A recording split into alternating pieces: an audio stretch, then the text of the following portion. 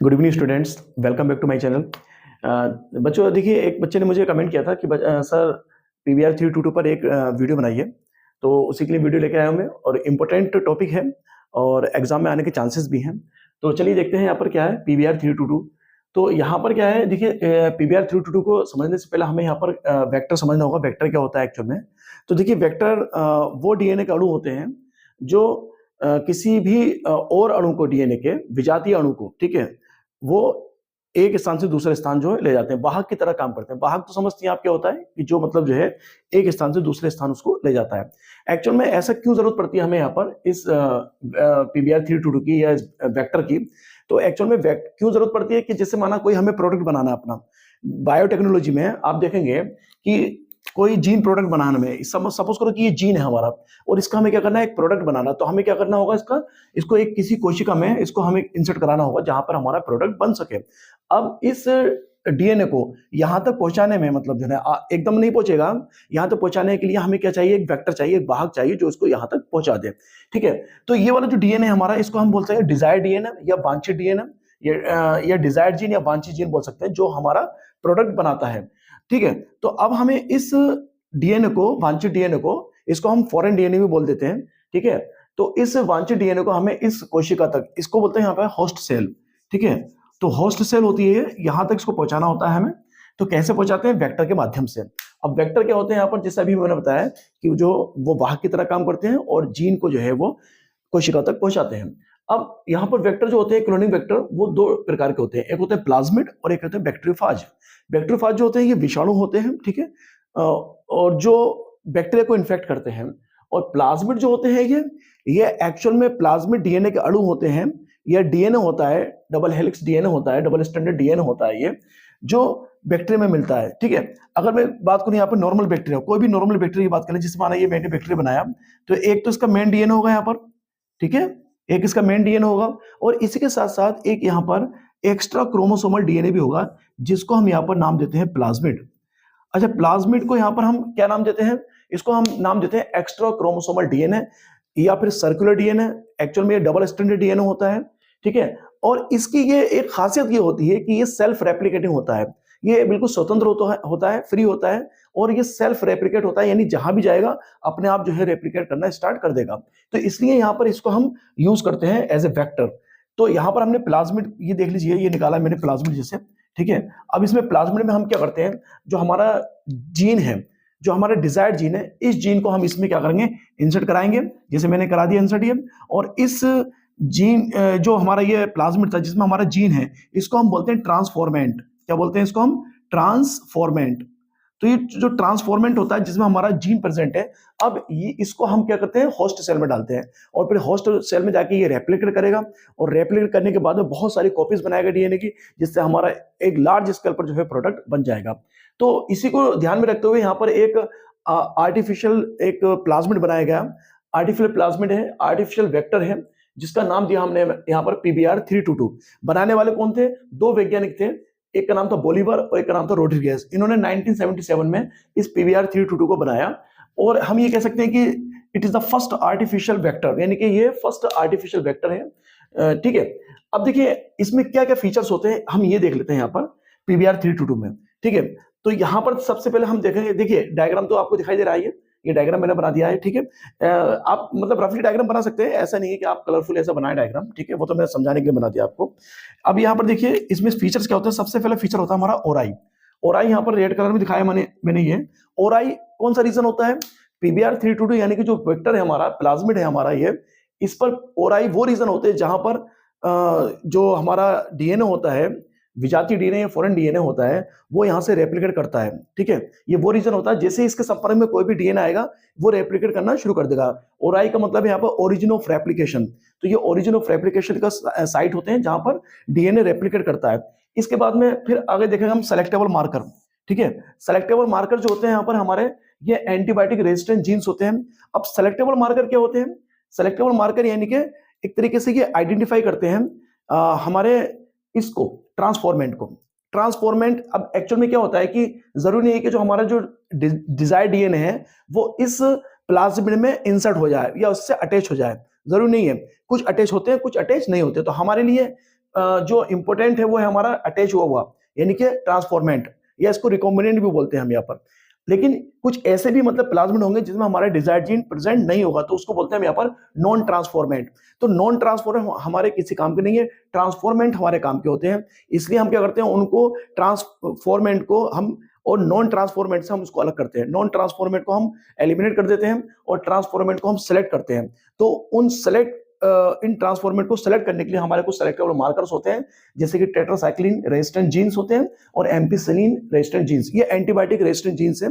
Actual में generally अगर देखें हम, तो जनरली प्लाज्मिड में ये एंटीबायोटिक रेजिस्टेंट जीन्स नहीं होते हैं। यानी कहने का मतलब है, अगर कोई भी बैक्टीरिया है, उस बैक्टीरिया पर अगर हम एंटीबायोटिक का अगर हम मतलब ट्रीट कराएंगे उसको एंटीबायोटिक से, तो वहां पर वो डिस्ट्रॉय हो जाएगा। लेकिन यहाँ पर जो प्लाज्मिड हमने बनाया है, इसमें हमने एंटीबायोटिक रेजिस्टेंट जीन्स लगाए, जिससे कि अगर हम यहाँ पर एम्पिसिलिन से ट्रीट कराएंगे इसको, या फिर टेट्रासाइक्लिन एंटीबायोटिक से ट्रीट कराएंगे, तो ये डिस्ट्रॉय नहीं हो सकते। ठीक है, तो अब यहाँ पर इसका रोल ये होता है कि हमें जो नॉन ट्रांसफॉर्मेंट है, ठीक है, उनसे हमें ट्रांसफॉर्मेंट को अलग करना होता है। ठीक है, अब वो अलग कैसे करते हैं, वो अलग जो है मैं आपको बताऊंगा कैसे करते हैं। ठीक है, अब यहाँ पर आप देखेंगे कि जो प्लाज्मिड पर ये इस तरीके से मैंने ये एंजाइम्स के लगाए, जिससे यहाँ पर ये साल1 है, बाम H1 है, हिंद सेकंड है, इकोआर1 है, पीवीयू फर्स्ट है, पीएसटी है या पीवीयू सेकंड है। तो ये सारे रेस्ट्रिक्शन एंजाइम्स होते हैं। अब रेस्ट्रिक्शन एंजाइम्स कौन होते हैं? रेस्ट्रिक्शन एंजाइम्स वो होते हैं जो डीएनए को कट करते हैं, यानी कि इसको कट करेंगे। यहाँ पर अगर मैं साल1 को ट्रीट कराऊं साल1 से, तो साल1 यहाँ से ट्रीट इसको कट कर देगा, या बाम H1 से इसको ट्रीट कराऊं तो बाम H1 यहाँ से कट कर देगा इसको, प्लाज्मिड को। तो एक्चुअल में हम यहाँ पर ये सारी हमने ये जीन्स लगाए यहाँ पर, सब किसके जीन है? ये रेस्ट्रिक्शन एंजाइम के। ठीक है, यहाँ पर एंजाइम जो है अपना वर्क करेगा और जो बेस पेयर है इसको यहाँ पर कट कर देगा, यानी कि काट देगा उसको, डीएनए को। ठीक, तो अब यहाँ पर देखेंगे, अब इसकी बात करते हैं, आगे बात करेंगे हम यहाँ पर क्लोनिंग साइट की बात करेंगे। क्लोनिंग साइट कौन सी साइट होती है? क्लोनिंग साइट वो साइट होती है जहां पर हमारा जो डीएनए, यानी जो हमारा डिजायर्ड डीएनए है या हमारा वांछित डीएनए या विजातीय डीएनए है, वो यहाँ पर इंसर्ट कराया जाता है। ठीक है, ये क्लोनिंग साइट होती है बेटा, ये वाली। अब क्या करते हैं हम यहाँ पर, जैसे माना बाम H1 है, तो बाम H1 में हम क्या करेंगे, यहाँ पर बाम H1 एंजाइम को यूज करेंगे, रेस्ट्रिक्शन एंजाइम को, वो इसको यहाँ से कट कर देगा।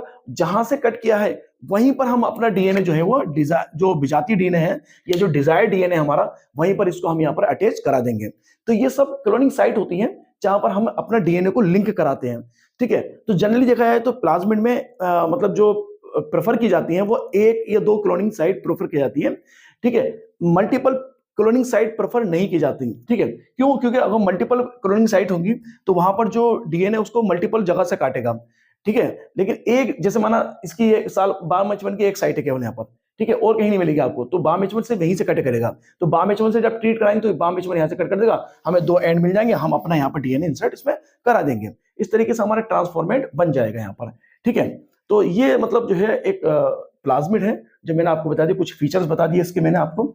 ठीक है, तो यहाँ पर अब देखिए, मैं अभी आपको ये और बताने जा रहा हूँ कि यहाँ पर एम्पिसिलिन रेजिस्टेंट जीन्स और टेट्रासाइक्लिन रेजिस्टेंट जीन्स कैसे वहां पर वर्क करते हैं, कैसे यहाँ पर काम करते हैं ये। ठीक है, इसको ट्रांसफॉर्मेट को आइडेंटिफाई करने में और नॉन ट्रांसफॉर्मेट को इलिमिनेट करने में। ठीक है, तो चलिए अभी इसको मैं बताता हूँ आपको, थोड़ा डायग्राम में रफ करना पड़ेगा मुझे। तो बच्चों फिर देखिए, जैसे मैंने बताया कि PBr 322, तो थोड़ा सा ये देख लेते हैं कि जो PBr है ये P स्टैंड फॉर, यानी P जो है ये प्लाज्मिड है, P से मतलब, ठीक, और B जो है यहाँ पर ये इनके साइंटिस्ट के नाम है, जैसे B से बोलिवर है, ठीक है, और R रोड्रिगेज। ठीक है, और ये 322 जो है वो इनका एक नंबर है जिससे ये उसको आइडेंटिफाई किया उन्होंने। तो यहाँ पर एक चीज और बताना चाह रहा था मैं कि यहाँ पर जो प्लाज्मिड है, ठीक है, ये मैंने एक इकोलाई बैक्टीरिया बनाया। अच्छा, एक चीज और बताऊं मैं आपको कि इन्होंने जो ये PBr 322 बनाया, ये इकोलाई के प्लाज्मिड से बनाया। इकोलाई जैसे मैंने बनाया, ये इकोलाई बैक्टीरिया है ये, तो इसका प्लाज्मिड इन्होंने लिया। ठीक है, और इस प्लाज्मिड को हम यहाँ पे नाम दे देते हैं एक्स्ट्रा क्रोमोसोमल सर्कुलर डीएनए, जो सेल्फ रेप्लिकेटिंग प्रवृत्ति का होता है, अपने आप खुद मतलब जो है रेप्लिकेट करता है वो। ठीक है, ये बताया मैंने आपको। तो बच्चों देखो, यहाँ पर क्या है कि सेलेक्टिव मार्कर की बात करते हैं। जो सेलेक्टेबल मार्कर हैं, जो चिन्हक हैं, ठीक है, ये कैसे मतलब जो है ना, इनको हम यूज करते हैं। तो यहाँ पर जो PBr 322 में 2 सेलेक्टेबल मार्कर लगाए थे हमने, एम्पिसिलिन रेजिस्टेंट जीन्स और टेट्रासाइक्लिन रेजिस्टेंट जीन्स। तो यहाँ पर क्या करते हैं हम इनको कि यहाँ एक बाम H1 की साइट है ये, ठीक है, बाम H1 की साइट पे टेट्रासाइक्लिन रेजिस्टेंट जीन्स लगा हुआ है। तो हमने क्या किया, बाम H1 को यूज किया, ठीक है, BAM क्या है, एक रेस्ट्रिक्शन एंजाइम है, और रेस्ट्रिक्शन एंजाइम जो होते हैं वो दो टाइप के होते हैं, एक होते हैं एक्सोन्यूक्लियस, एक होते हैं एंडोन्यूक्लियस। एक्सोन्यूक्लियस जो होते हैं वो डीएनए को जो है वो कहाँ कट करते हैं, सिरों पर कट करते हैं उसके, जबकि जो एंडोन्यूक्लियस होते हैं वो डीएनए को जो है वो कहाँ कट करेंगे, बीच में। ठीक, तो देखिए यहाँ पर क्या है, हमने क्या किया, BAM का यूज किया और हमने यहाँ पर इसको कट कराया, तो BAM ने यहाँ से कट कर दिया, और जब BAM ने इसको कट किया डीएनए को, तो यहाँ से जो टेट्रासाइक्लिन रेजिस्टेंट जीन था वो यहाँ से डिलीट हो गया। अब इसकी जगह पर हमने क्या किया है, इसकी जगह पर जो है हमने अपना जो डीएनए है, यानी कि ये वाला जो फॉरेन डीएनए हमने यहाँ पर इधर इसको इंसर्ट करा दिया। ठीक, तो अब हमारा यहाँ पर टेट्रासाइक्लिन तो रिमूव हो गया, यहाँ से डिलीट हो गया, इसकी जगह पर हमने अपना डिजायर्ड डीएनए या कहें कि हम फॉरेन डीएनए हमने यहाँ पर लगा दिया। अब इसको हम कहेंगे ट्रांसफॉर्मेंट। ठीक है, जैसे मैंने ये बनाया ट्रांसफॉर्मेंट, यानी जिसमें हमारा जीन प्रेजेंट है, नॉन ट्रांसफॉर्मेंट जिसमें हमारा जीन प्रेजेंट नहीं है। अब हम इनको अलग कैसे करेंगे, अपने ट्रांसफॉर्मेट को नॉन ट्रांसफॉर्मेट से।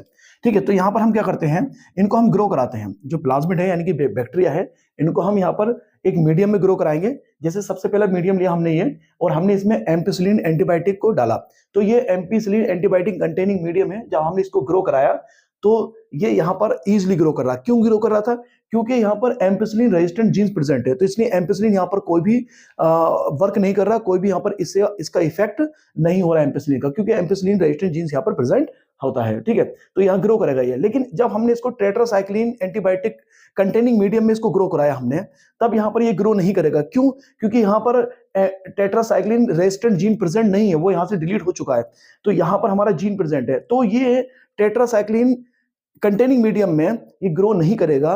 ठीक है, लेकिन अब ये हो गया, तो लेकिन जब हम इसको ग्रो कराएंगे जिसमें हमारा कोई भी डिजायर्ड जीन या फॉरेन डीएनए नहीं है, तो ये दोनों मीडियम में, दोनों कंटेनिंग मीडियम में जो है वो क्या करेगा, ग्रो करेगा, यानी कि एम्पिसिलिन वाले मीडियम में भी और टेट्रासाइक्लिन वाले मीडियम में भी। क्यों, क्योंकि दोनों यहाँ पर एंटीबायोटिक रेजिस्टेंट जीन प्रेजेंट होते हैं यहाँ पर। तो वो हमारा मतलब जो है डीएनए या कहें प्लाज्मिड, जो दोनों में ग्रो कर रहा है, एम्पिसिलिन में भी और और मतलब जो है टेट्रासाइक्लिन में भी, अगर वो दोनों में ग्रो कर रहा है तो वो हमारा ट्रांसफॉर्मेंट नहीं है, वो नॉन ट्रांसफॉर्मेंट। क्यों, क्योंकि हमारा जीन यहाँ पर इंसर्ट नहीं किया।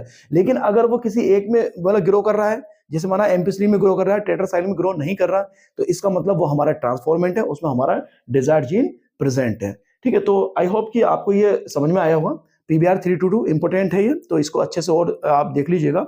ठीक है, और कोई भी आपको टॉपिक अगर चाहिए तो आप प्लीज कमेंट में करिए, कमेंट लिखिए, आप कमेंट में मतलब लिखिए कि आपको कौन सा टॉपिक जो है चाहिए, तो इसलिए मैं वो टॉपिक जरूर लेकर आऊंगा आपके लिए। थैंक यू सो मच बच्चों।